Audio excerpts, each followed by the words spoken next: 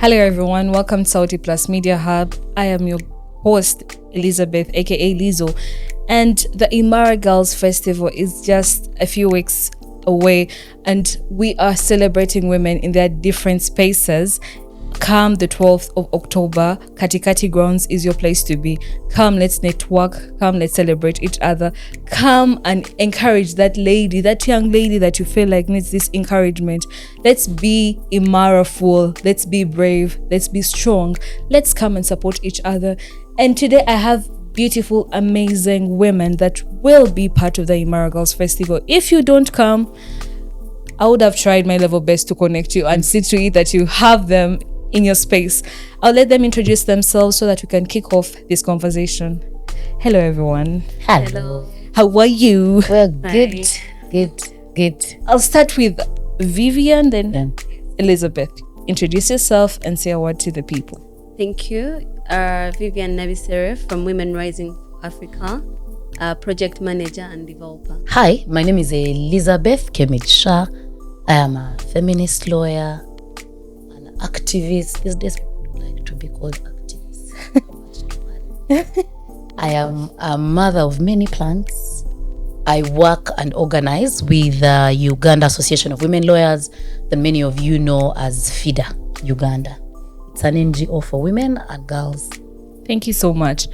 As we've had they're in different spaces and they're doing great things, but with their titles, one thing that you would ask yourself, how did Vivian and Elizabeth make it? They have a story that you and I want to know. I'll start with you, Elizabeth. Yeah. What is Elizabeth's story? Because when I listen to a lawyer and just the presentation itself is like, yeah, she's a leader. No, okay. My story is a bit jumbled, but I think just to say that one of the things I'd like to appreciate and what Imara is doing is the platform. The platforms I got to be part of. The women that came before me, the women that got to read and understand these things before me, the women that theorized their struggles, their fight, women that theorized happiness for Black women, young girls like myself. I think that's the one thing that I'd like to say has made my journey worthwhile. Of course, it helps a lot that I did get education. True. It's become increasingly difficult for you to thrive as a woman because of the intersecting vulnerability, right? Yeah. Your chances of getting a job are already high by virtue of being a woman. Right now, 75% of Uganda's workers are informal workers. So most women are doing either private businesses, entrepreneurship, using online spaces to sell their products and etc. So for me, education, I think, played a key role in who I am today. Being able to study the law, to go out of school and choose to do the work I do is, I think, a thing that is not by mistake. True. Right? So want to say my journey has been influenced by my parents, the prioritization of their children's education. I come from a very humble background with parents that did everything to make sure they took me through education, which was quality education, getting all the support that I needed. I think I do remember as a very young girl, having your parent pay school fees was not enough.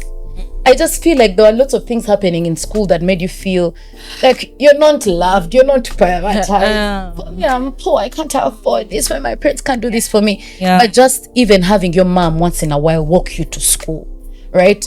I know certain kids maybe got to be driven right now to school every day.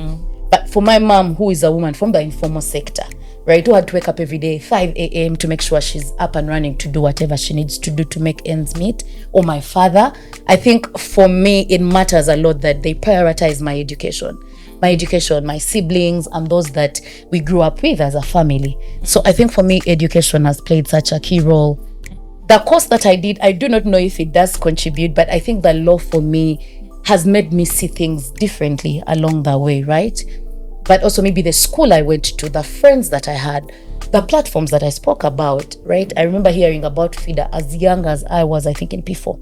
And every day after school, I went to a school that no longer exists, Area Primary School. Where did it go? UP4. That was a strong UPE school. And I think for me, that I can say the support of my parents, the schools you go to, the people that you're talking to, And for me, that speaks to some of the challenges that many girls are facing right now. The fact that they can't get into school, or the fact that many Ministry of Health Education tells you we have many more people enrolling in school, but not many are crossing over to secondary school. And a bigger percentage of those are girls, right? And it all comes from either dedication of the parents, but also an appreciation that poverty has taken a toll on many guardians, many parents, and all these other different economic difficulties that make it difficult for girls to stay in school. But for me, I think a lot of the work that I do now is from women that I met in law school, right? Women that agreed, saw my story as worth, as a person worth working with and teaching and investing in.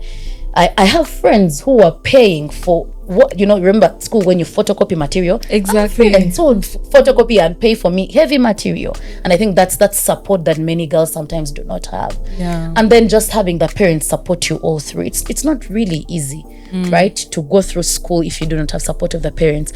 But we know that for many Ugandan girls, it's even having parents is a privilege that many don't get to enjoy. HIV, COVID, and all these many challenges we've had, we know that there are many child-headed families right now. Sure. So for me, my story is from who I was raised, who raised me, who supported me, what did they see in me? Encouragement from people that are around kids, right? Telling me, I used to want to read news, right? I think there's a lady on CNN that used to cover stories, something that was happening in Afghanistan then. And I was thinking, this is just good work. You're showing people what's happening. I have to be part of this. Yeah. I remember my mom encouraging me, but I think you can do better as a lawyer, because then you can directly go to court and do things like this. So even having people that encourage children that see your dream and find it worth. For me, I think my story of who I am as an organizer in feminist spaces, as an activist, as a lawyer that has particular interests, I think a lot of that for me has come from those many things that I've highlighted. Thank you so much, Elizabeth. I feel like the reporter bit is indeed, you have an incredible voice. Thank you. Very beautiful. Like, it would be like you. live at Sauti Plus Media Hub. Thank you. Yes. Thank you so much, Elizabeth. Vivian. Thank you so much. On my side, I will not be very different. It's majorly the supportive environments that we've gone through. Yeah. Personally, if I'm to tell my story, I think one thing I love about being a woman, women have a trait of supporting each other. It's the community. So I've gone through, that will come later, I've gone through a workplace where I've had women who have supported me to become who I am. But earlier, as she said, the parents are being supported. I would say I was a very shy girl, small in school. Being small is And such yeah, and trust me, when I realized I would not thrive in school just being small and everyone would tease you. First thing, when I was teased in primary, my mom had to change school, had to change my school and take me to a girls' school. Then when I reached there, I started seeing girls. They were empowered. That was Nalinya Rantali girls. Girls were empowered. They used to call us Abambe Jabato. So you would Have that. Abambe Jabato. Yeah. Abambe Jabato. They would take us to Mengo just to be empowered, see that lady Nalinya. But when I left primary, when I reached Form 1, the first thing I made up my mind, not to be teased, I have to be a leader. So I had to go and contest. Firstly, I first went. There was a girl who inspired me, and I took the same path. nice. Nice. Yes, I had support from my parents. I would tell them I want to become a leader. I want to become a timekeeper. My mom is like, you can go for it. My dad loved so much those things of leadership. It's like, you can go for it. So I contested. I became a timekeeper, as short, as small as I was. Then after, I contested as an assistant head girl. Yeah, everyone was like, you. I'm like, yes, I have to go for it. I went for it. I got it. I gained more confidence. I went to HSC. Still, I said I will not remain. I'll still follow the same path. Still, I contested. I became one. It was academics, that prefect for academics. So I went to university. Smart. Education minister.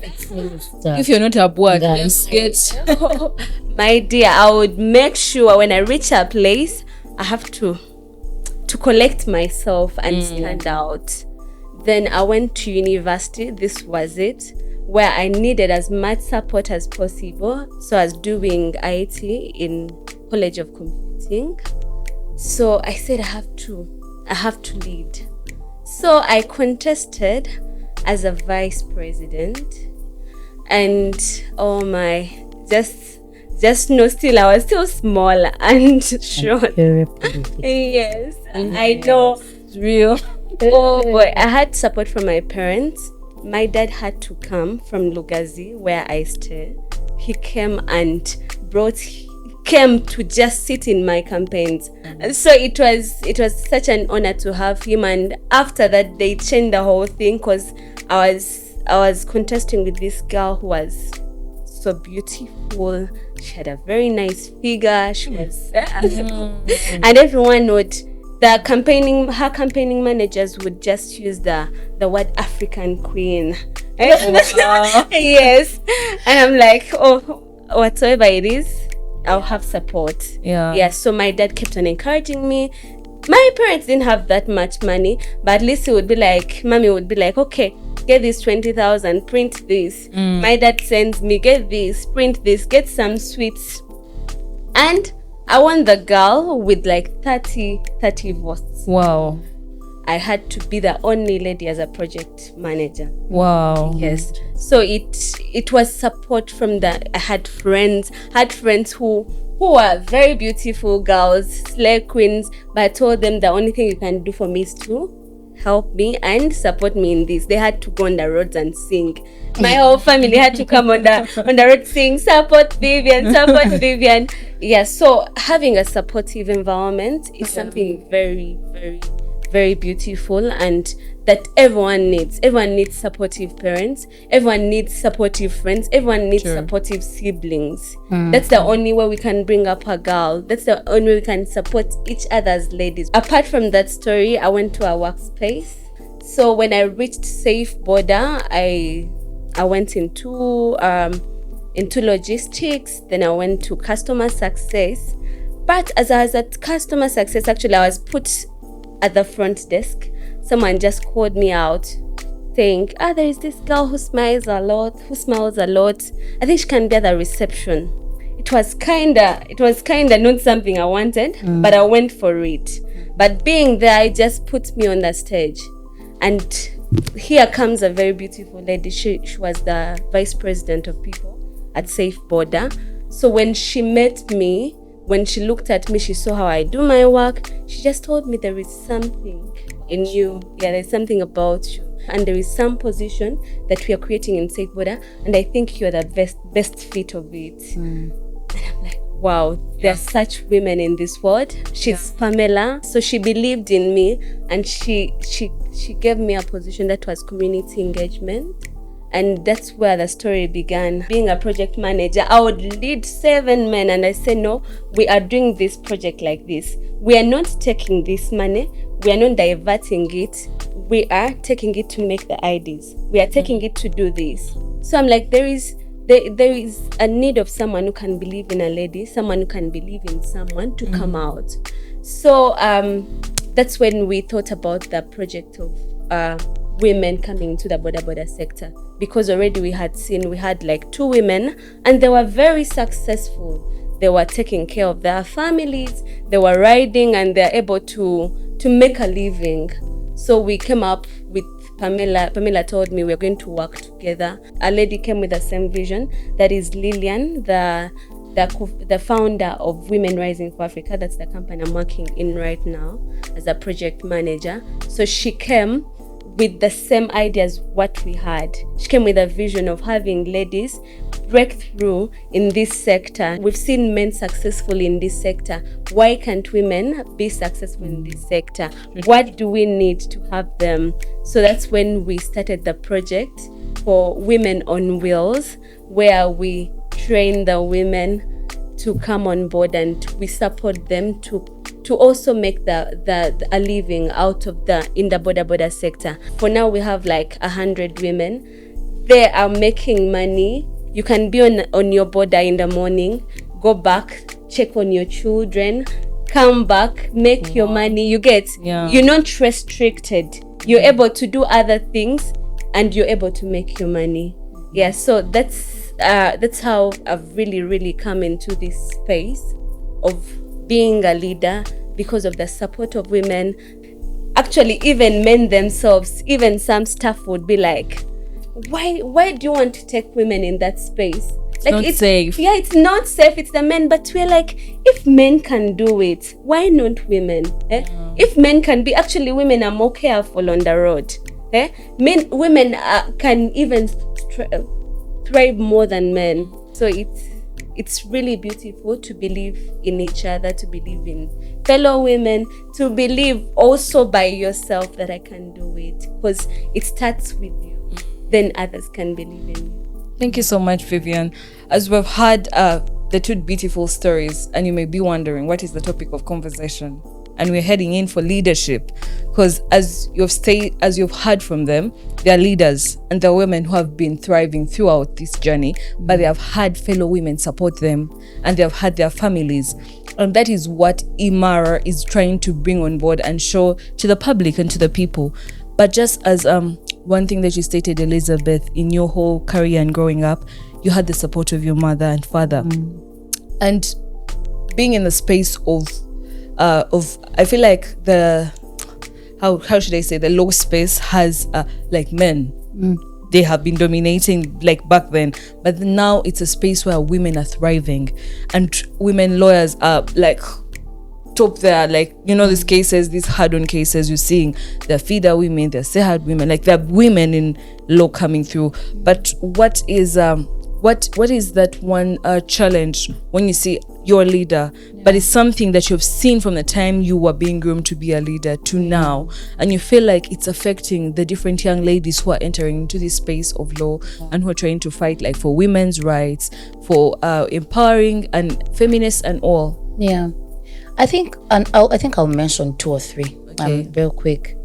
True, the legal sector has been mostly dominated by men, especially the space of litigation, right? And funny enough, that's why FIDA was established, is that we thought it was important that there's professional capacity of women lawyers is enhanced to be able to participate in a very competitive space.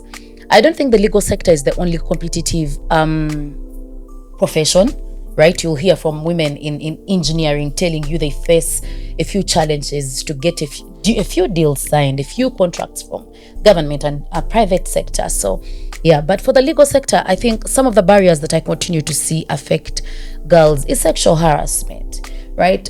I'd like one, before maybe I continue, to mention that because I have seen the dream of Forward and everybody behind Imara, let this conversation not try to make you think that we are not cognizant of the lived realities of many other girls. I talked about parents, support of friends. We know there are girls that do not have parents. There are children that are heading their own families. True. So just for anyone that may fall on this and wonder, this is such an elitist conversation, not at all. We take cognizance of the different histories, right? And the inequalities that we experience.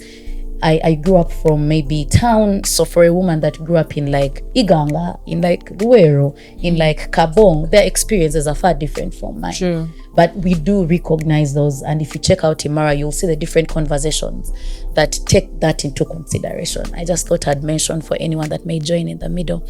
But yes, sexual harassment continues to be a very key issue of senior lawyers in the field preying on younger girls and etc. But also I used to see a few tweets from like people that are senior. Intern season is here, right? And intern season could mean that I have someone to carry my files around, and that I have someone that I can send around, or that I have a sneaky link for that period. I don't know if it's consensual sometimes or not, but sexual harassment remains very core in the sector, right, of younger women trying to make it either through the private sector or practicing through other sectors of law. That's one. And then secondly, you will see that there's a stereotyping, right? Stereotyping. I've had people who call me emotional and they think it hurts me. It doesn't, first of all. You're very emotional when you argue about the things of women. That's why for me, I think you've lost the plot. What do you mean I've lost the plot? A woman from Paris 2024 had to be killed by her partner by burning using petrol in 2024. Of course, I'm emotional. What do you mean, right? We've had cases of husbands who defile their own children. Of course, I'm emotional. Yes. Right? We have women that get to know their children are getting sexually assaulted by men they're married to, by men we call uncles and brothers. And she's willing to forego that for their marriage. Of course, I am Emotional. Of course, I'm emotional. Every day on Twitter, there's a girl being dragged because she has a big stomach. What do you want me to do? Right? Because I don't look a certain way. There are women of preferred color that get on the screen to read the news. So what do you mean? Of course, I'm emotional, right? Because my life is at stake here, and for many other girls that may like to get into these particular spaces. So the stereotyping around women lawyers, especially those in litigation, we've had instances before. We've had people say before, I prefer a male lawyer because of the masculinity and how they present, because it was initially really a space that was a lot for men. Right, so we've had clients before who will tell you, maybe are they a men? There are even people just generally who will say, I want a strong lawyer. And as they mention, but child, is there anything there? Those ones usually just work on marriage cases. They're still not very serious. We have very serious women lawyers in this country that are litigating very serious deals involving a lot of big money, right? So I think the stereotyping around what nature of law women practice, for example, or in what sector they end up in, has had certain women couched in certain places, in certain positions. If I speak about private practice in law firms, that there are certain cases you can't go beyond in terms of handling, right? And then thirdly, I think I'd like to say that I think our cultural norms, there are those norms and cultures, practices that we've normalized, right, that are not okay, and they end up harming women in one way or the other, right? I'd like to give an example. The music industry, I remember not so long ago, I saw someone, I think they were a DJ, tweet, if you get into this industry, just know as a woman, you have to open your legs, you have to do ABC, and this is someone already in the industry. They're a man, so there's a certain amount of power you yield by being a man in a certain sector. It doesn't matter whether you're rich. I know sometimes when we say these people are like, I'm here, I'm a man, and I'm poor, and I don't enjoy any privilege. Privilege comes in different ways. Sometimes it's financial, sometimes it's social capital. You are accepted in certain spaces because you are a man. And as a woman, I'm going to have to do either more to get into that space, or have to live a lot, to do a lot more compared to what a man has to do to get into that space. And women lawyers continue to struggle with that problem. The stereotyping around them, around their characters. If you see Justice Sebutinde, when that whole, judgment came out, you could see the abuses that they were very gendered. They're very gender specific. Sylvia Rabogo, honorable. All the harassment that she faced around her sexual harassment case, you could see it's all gendered. It's because you're a woman that you're being abused in that way. So we find that those problems still continue in the legal sector. And like I said, it's a major reason why FIDA came into consideration. FIDA as an institution, that we are a professional institution that aims to utilize the little resources that we have to support women lawyers, that you're in year 4. Join the FIDA chapter in MOOC, in UCU. What would you like? And we've had many of the girls say, me, I'd like to be trained on public speaking because I'm shy, yet I want to practice. So this is a very brilliant student, but they'd like to learn. Someone comes and tells you, for me, I'd like to have conversations like this in my communities. Is FIDA able to help me do like the mobilization? So, and this we do for us at FIDA, through the Leadership Academy, which is a space with mentors from the legal sector, some from social justice spaces that hold hands of not just the staff, not just the women lawyers that are members, but also like students that are interested in this kind of thing. So broadly, I'd like to say that that's the picture. It's improving. We see many women in these spaces. The Uganda Law Society is doing a lot of work to see that more women are in these spaces, FIDA itself. So the space is improving, but those problems continue to flourish in one way or the other. Thank you so much, Elizabeth. I'll bounce the same question to you, Vivian. What are those challenges that you've had from the time you started as a leader to now? The challenges, I'll speak more based on the project that we are having. Yes. Yes. So the project we are having for women, empowering women in the boda sector, like we've seen quite very interesting challenges, which we only speak of and think it's just in words or it's just in writing, but it's something that is true, where a woman comes and the husband is like, if you're coming back with a bike, don't get to this house. You get. Sometimes we had to, actually, most of the times we have to go to families, sit with them, tell them, you know what? They can do it. They can do it. Yeah. So there is that culture that we've always had, that this is not done by women. This cannot be done by women. A woman is not supposed to sit like this. A woman, if we have trousers, why can't a woman sit on a bike like this? Why can't a woman ride? You get. So we've had challenges of society. We got even different women that we trained. We gave them bikes. They reached home and the parent was like, take bike it back. Take it back. So we had to go and sit with a parent, but we can't force it anyways.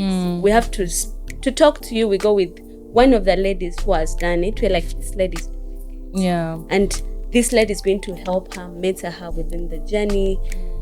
Please allow her. But some totally refuse to do that. Then we've had the boda men themselves on the road. We have the women that are riding. They're facing a lot of challenges on the road, even nearly getting accidents, because whoever sees them on the road, you know how boda men be, they will drive towards you just to shout that you to try to such bad manners. that you are a woman. Hey, go kolachi. Like, I think I've personally seen a lady who was she was riding, and you know, like she gets like that call, like, come and get this, and then that shock on the man's face, like, cancelled it immediately. That has been the biggest discouragement, where a lady gets an order. Even women, actually, mainly it's with the women. Yeah, women. The women, they be like, after riding all the way from, let me say, 2 kilometers to pick you, and you're like, like, they're denying them the opportunity. Before even trying, they're rejecting them. They're rejecting. Before even trying. Women are always pleading, please, okay, let me ride you from here to there. Okay, don't give me money. Yes. Don't give me money. Let me just, I love my life. Like, okay. You get. So there is that challenge of non-believing in women. People still have that women are not strong. So there is denial of opportunities to women because people think it's for only men. Then there is that society, should I call teasing? They keep on teasing them. They keep on discouraging them. So it's a big challenge not to believe in. Like, I think the biggest challenge is non-believing in women and not believing that they can, and not giving them an opportunity for them to showcase, because they can. We can do what they think we can't do. You get. And for the Imara Girls Festival, we're going to have the ladies there, right? Yes. So let's come. In fact, come using the female riders to Kati Kati grounds. Come 12th October. Join the experience. Like, we're here. Don't be judgmental. Let's see you reach safely from your destination, to a different destination, to Kati Kati grounds, back home, so that you can experience the ladies. I have personally used one, and she was really good. And the fact that we need to get the same support that we've been talking of from the start of this conversation. And it's so painful to hear that fellow ladies are rejecting ladies. Because by the time they're part of Safe Border, I think they're qualified enough to sit with it. They actually go through a training of 3 weeks. 3 weeks. Which is the same as a training of 3 weeks. Actually, some men even don't get training. They just go and get the helmet and the things. And but these ones have a training for 3 weeks. They have their permits. They are being trained, road safety signs, they have gone through everything, and they have a mentorship. After them training for 3 weeks, they have a full month to go through mentorship, to go with the field team of Safe Border to the road, to go with the fair ladies who have been in, to mentor them to face the road and to help them to get used to the road. So But then that's why we can't believe in that. I think it's really patriarchy, really. Yeah, the demand that a woman has to prove that I am well trained, actually have a permit. Yeah. These are not demands that are made of Exactly. men, right? Yeah. But also, and speaking to like our mindset change, for us to think a woman, it's not a feminized job, right? But that thought, that small thing that you think in your head, will this woman make sure I reach? Will she reach? Is that the same worry that you have with the man? Because your other worry with the man will be to get in the corner, like he's capable, but maybe they are going to knock us. That thing in your head is a thing that needs to shift, and it's patriarchy making you think like that. That a woman has to work harder, think faster, do something. You're expected to nurture. I've had one complaint. Someone had it took a border sometime, and it was a woman that was saying, "Yeah, the kahaga after." Can you But imagine? you ask for hugs from South border guys. Yeah. That is patriarchy. Yeah, and so we shouldn't be demanding. And the idea that women are putting down other women, I think I also just want to say something about it real quick. That patriarchy has no gender, ladies and gentlemen. It doesn't. That even men suffer because of patriarchy. We've seen many men who say, I can never go for a test of prostate cancer. He's now 50, they've gotten it late because the test involves anal. Right? Because how can another man do this to me? That's patriarchy telling you, you're dying, my brother. Why don't you go and check? But they can't. Their men will tell you, I can't. Because it's that. So that thinking for me, it's not something small.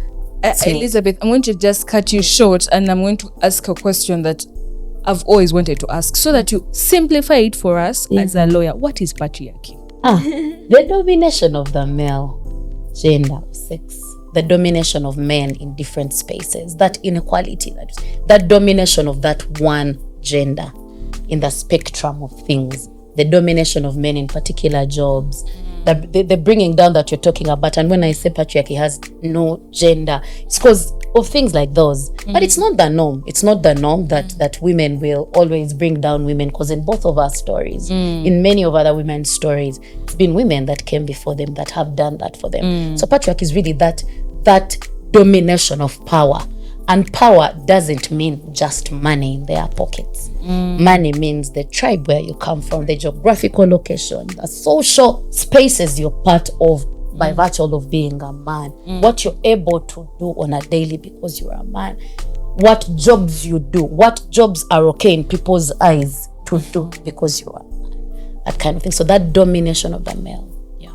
Very nice. So since we're talking about this, like, what leadership qualities are most effective for women in traditionally male-dominated industries?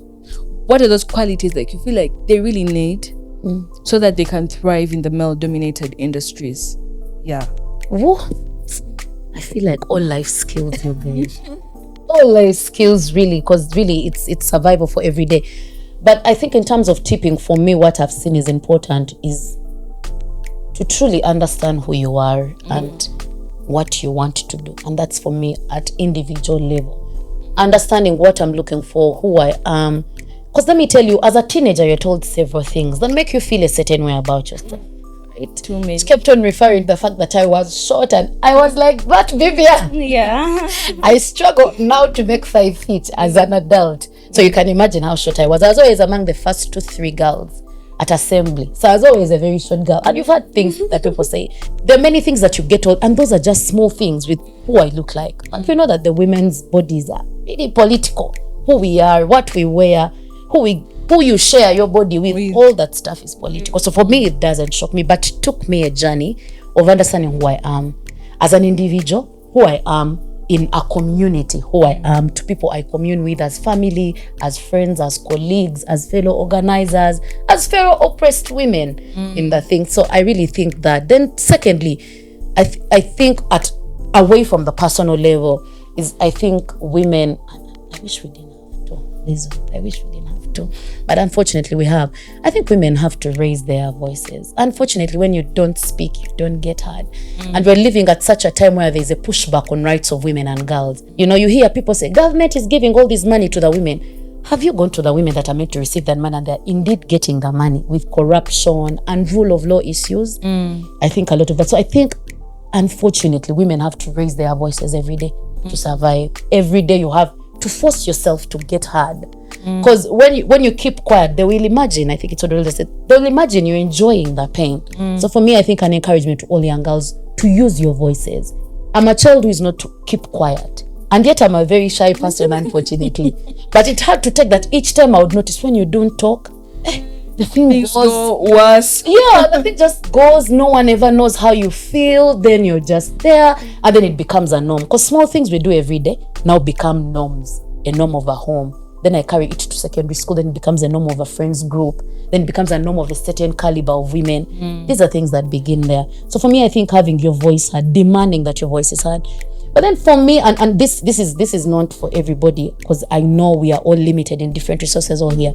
But I think supporting other women in one or the other, telling your story to other women. You know how nice it feels when you're suffering a thing, and you read somewhere online, someone has tweeted something, and it eases. You're just like, I'm not suffering alone. You're trying to finish a paper, you're trying to apply for something, and you're like, you see someone tweeting about it, it's just like, you see stories. Each time I go to the field doing work with FIDA, and I look at what some of the women and girls suffer with, I think it has become very important that we all do the very tiring work of holding hands of those that are not doing as good as us, those that are less privileged, those who are not able to get into the certain spaces that I am in. So for me, I think those two come out really strongly. Thank you so much, Elizabeth.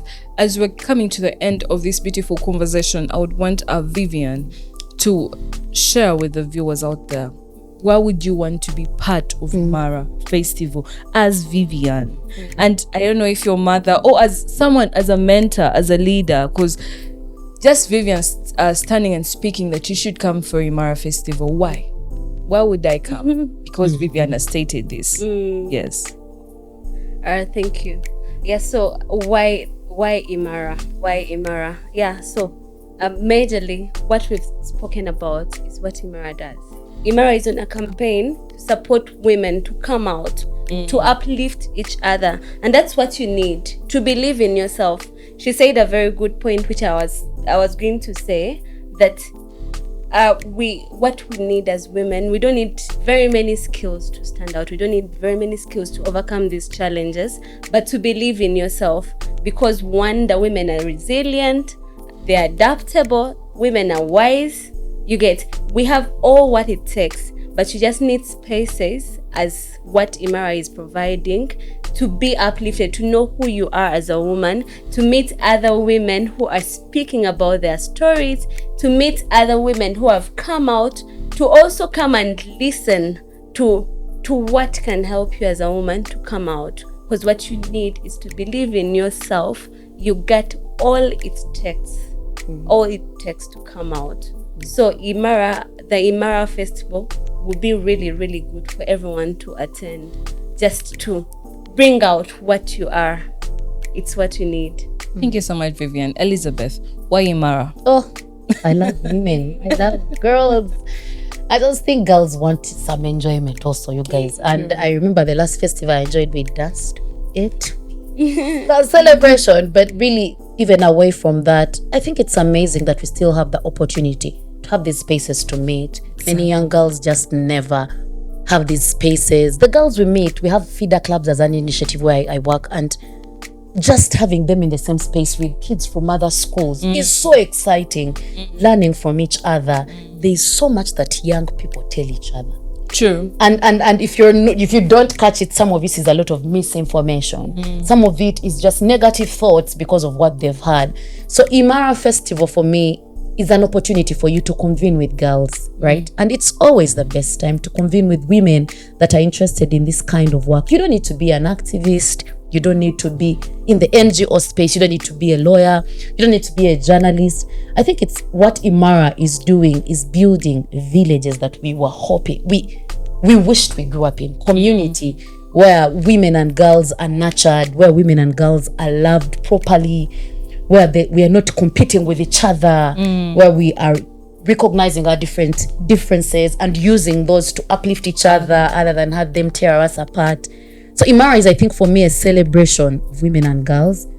And we don't have much of that, right? We don't have much of that. So for me, I'll be attending because I want to enjoy.